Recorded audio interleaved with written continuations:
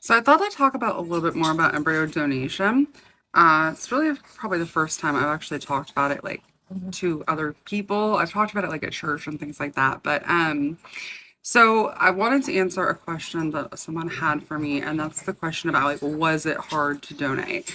And I can say that yes, donating my embryos, donating my husband's and my embryos, my children's genetic siblings, okay, was hard to do.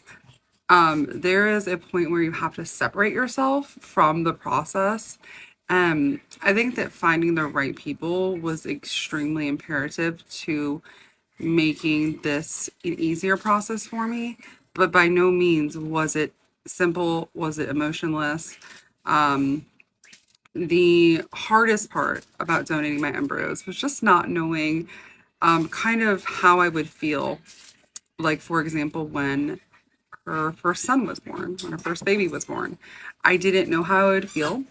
And that terrified me because I thought, I'm going to look at this child and feel some sort of maternal connection. And that didn't happen. It simply didn't happen. It was like looking at a picture that a friend had sent me of their newborn baby, and I was just so happy for them. And so since that point, everything has been smooth sailing for us. Like I said in the previous video, you have to watch. I did a 10-minute video about my whole donation process, but you know, we have a really good relationship, and so that makes this like really easy.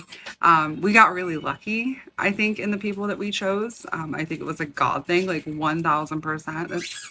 This was meant to be. The kids look like them, which is beautiful because I'd never wanted them to feel out of place or like they didn't belong. They're gonna be taller than them. My kids are pretty tall. We're tall people, so that's there as well. But no, it was definitely not an easy process. I have zero regrets. Absolutely zero regrets. It's been one of the best things I've done in my life. So if you have any questions, though, I'd be happy to answer them. So drop them in the comments.